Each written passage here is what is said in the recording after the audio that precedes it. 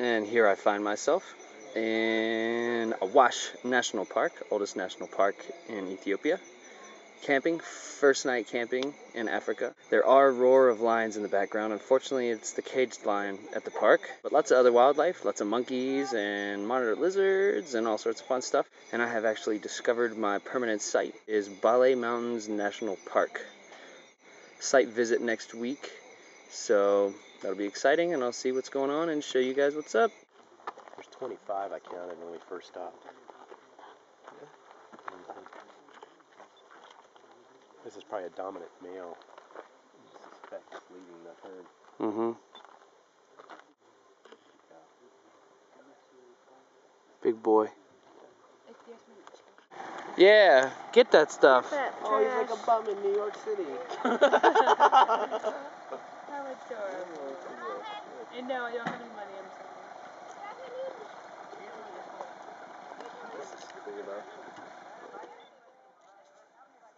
What a naughty boy. Rock and roll. Awash Falls. Nice and refreshing. Glorious. With a few visiting baboons somewhere up there. Rocking and rolling. A few rare fringe hanging out in the water. LCFs. Glorious day. Beautiful day. Loving it. Wish you were here. Mwah! And that's the Johnny B. That's the man with the plan. That's when our APCD told us to get out of the water because, yes, there were crocodiles, a couple. But regardless, I made it out all limbs to Dinsho, to the Bale Mountains National Park headquarters, the lovely town of Dinsho, with some amigos guadeñoche, my bedroom with the 0-degree bag that is actually being zipped up due to the near degree zero temperatures every night.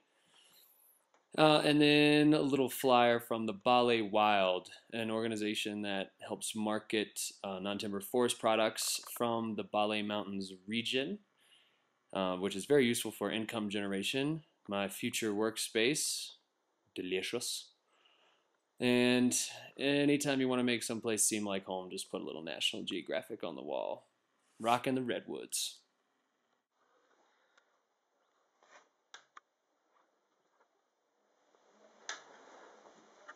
Going up.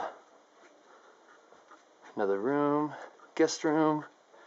Check it out. Outdoor sink. Hello. Luxury. Boom. Hot water heater. Shower. Legitimate bathroom. Indoor sink and mirror. Still foggy. Fresh from the hot shower. Let's figure, almost considering this the posh core. Because it's just about too nice. See what we have behind this door. Door number 1. Oh. Looks like a kitchen. What? A kitchen with a giant skylight. Yes. All the essentials. Hot sauce, water, Sudoku, a gas stove, hot water on for some tea, foodie essentials, a sink, and yes, a little fridge. Not plugged in. Doesn't really need to be plugged in. It's cold enough that it doesn't need to be plugged in. So basically, this place is awesome and amazing. And yeah, check out what's going on here with the Bale stuff. It's the worst thing I've ever said in front of a camera. I apologize. And here's a shot down my driveway on the way to visit Rira. Some warthogs, a little mountain nyala, an endemic species. Going up into the mountains to get onto the Saneti Plateau with some very unique habitat. And also some very unique pharynge. One Tracy, one Barbary. This will be Tracy and Ramona's backyard. Unbelievably gorgeous. Back up on top of the plateau to look for the Ethiopian wolf, sighted twice on the first day.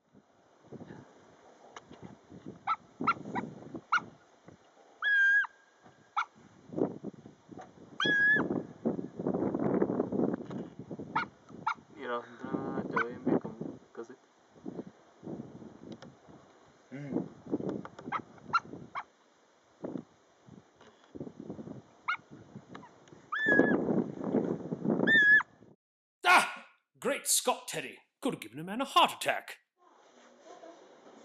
First day back from site visit week, which, as you can see from the videos and pictures, is amazing. Excited to be there. Actually, I could have stayed there. It's kind of strange coming back to community-based training. I do love Managasha, my town, however. An interesting thing, in the middle of class today, I was in my first Ethiopian music video. Hopefully that will be able to be seen somewhere, somehow, sometime. It'll be on Oromia TV. I think Rosie might be the only person who can get that kind of random channel. The other interesting thing, after looking at the video I just made, my hair looks awesome. And also I'm going to have to learn another language. Apparently Oromo's a little bit easier than Amharic. I hope so, because this language is killing me. Maybe I will eventually be able to talk to you in 3 languages, maybe 4. Throw in a little Spang Amhar English. Afan Oromo on you. Later. Top of the morning, one of my last mornings here in Managasha, and a beautiful morning it is. It's been a little rainy and cold the past few days, which is quite bad actually for the farmers and the crops. But it's a fantastic, beautiful morning, so I figured I'd show you one more time just how awesome it is around here. And also my ride's gonna be late, so eucalyptus ready to go, kids running around, mountains, clouds in the distance. Salamna, denana darachu. Denana?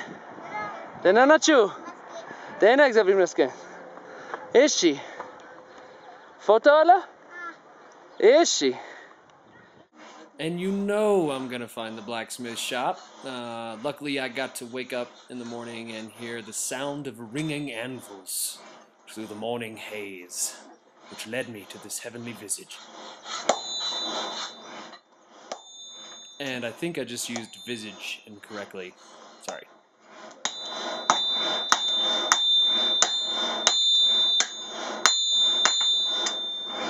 Italian-made anvil.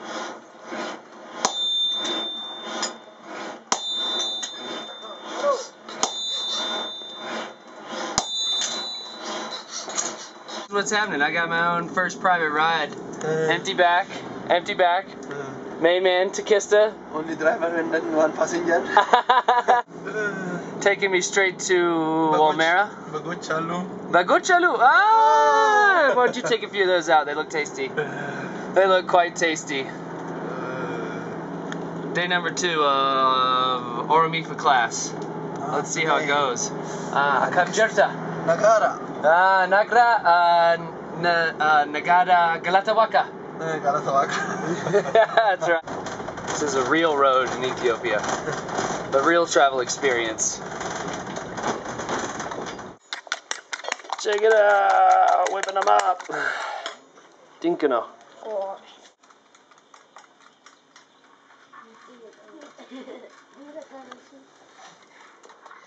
This is the beginning of the buna, or coffee process, which you start with the green unroasted beans, and they are washed thoroughly. And this is the buna and lunch ceremony all in once. And as you watch the whole buna thing, remember that this coffee process happens at least 3 times a day.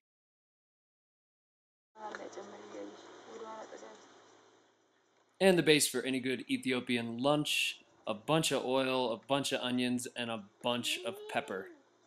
And this in dish is, I guess you would call it, inkulalwat, or egg wat. Basically a very oily scramble of delicious. Kamaso. Kames. Oh, absolutely. Just a tinish. Oh, look at that. Boom. And quite delicious. Quite delicious, I must say. How's it look? Teruno? Yeah. Tam taptal. That's what I'm talking about. ቡና ጣጂ ቡና ስላልኩ That's how you make lunch in Managasha.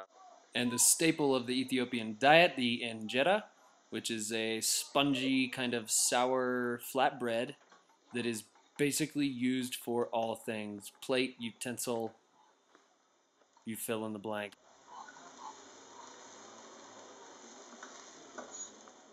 Next step after washing is the coffee beans are then roasted in a couple different manners, but on a little charcoal stove known as a kasar mendaja. And the next step in the Buna process. Fresh ground Buna in the jar. ቆይ ማንኪያውን አቁሚውና ያንሳው። እንዲያርገሽ ቡና ውስጥ ስትጨምሪ Notice Rain of Fire in the background. Oh, Bizutala! Oh, yo, baka. I wasn't paying attention. A nice Mulu glass. The magic elixir that is Tella. Dive into its glory. Arif Tella now. Tella, by the way, is a low alcoholic homebrew beer thing that kind of tastes like the bottom of a campfire, and it's delicious. So after something to put me to sleep, a little coffee to wake me up.